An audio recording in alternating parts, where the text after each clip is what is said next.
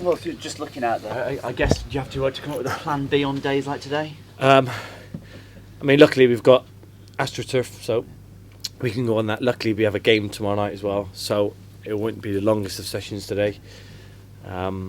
So plan B, it's pretty simple really. Yeah, thinking on your toes as a coach is part of being a coach really. These sort of weather conditions sometimes put you on the back foot, but as long as you're organised, you're in early enough to organise things, and it's not a problem. And I guess it's one of those where when it keeps going like this, I'm sure there'll be plenty of games coming off, but you can't worry about that.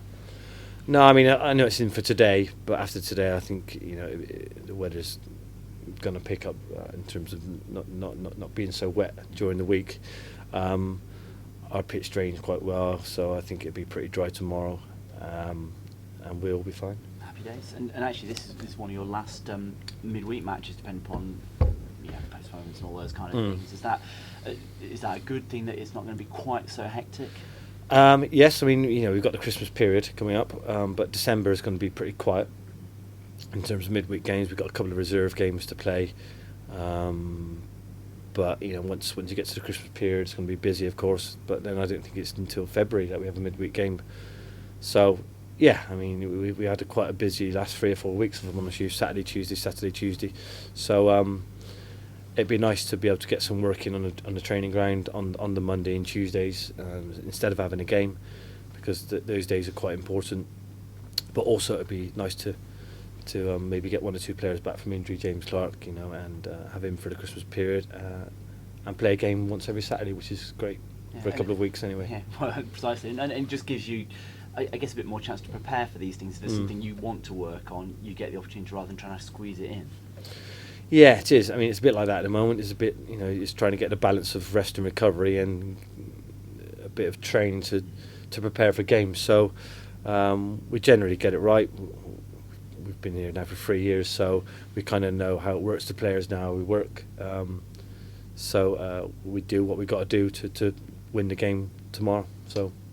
Okay, well, talking about that, it's Charlton, isn't it? And a lot of issues off the field there with the other fans and the ownership and all the rest of it. And I'm not asking you to talk about that, but actually it makes you realise at Rovers just how good things are at the moment. So we've got to play the likes of Charlton. We've got Sheffield United. There's some massive clubs in this division, and it just proves how far we've come over the last couple of years to be in the position we are now, competing against the likes of Charlton, the likes of Bradford, the likes of Bolton.